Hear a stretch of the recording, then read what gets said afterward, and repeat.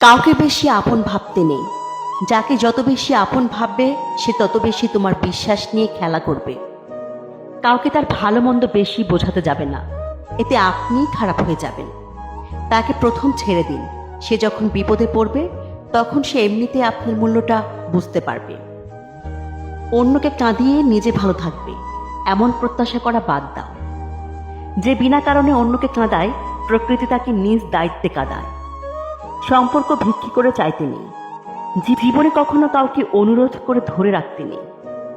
যে থাকার এমনিতেই থেকে যাবে, ভিক্ষা করে কখনো কোনোদিন ভালোবাসা হয় না। ভিক্ষা করে কখনো কোনো সম্পর্ক ধরে রাখা যায় না, সত্যিই রাখা যায় না। রবি ঠাকুর বলেছিল, ঘরের মধ্যে তুমি যত ইচ্ছে কাঁদো, কিন্তু দরজা সবসময় হাসি মুখে খুলবে। কারণ যদি কেউ দেখে নেয় যে তুমি ভেঙে পড়েছ, তবে সে তোমায় আরো ভেঙে দিয়ে যাবে। আমি সম্পর্ক নামক এই ব্যাপারটাকে ভীষণ ভয় পাই। আমি ভালোবাসার বিনিময়ে ভালোবাসা পাওয়ার আবদারকেও এখন ভয় পাই। কারণ মানুষ তার নিজের সুবিধা অনুযায়ী ভালোবাসে, নিজের সুবিধা অনুযায়ী ছেড়ে যায়।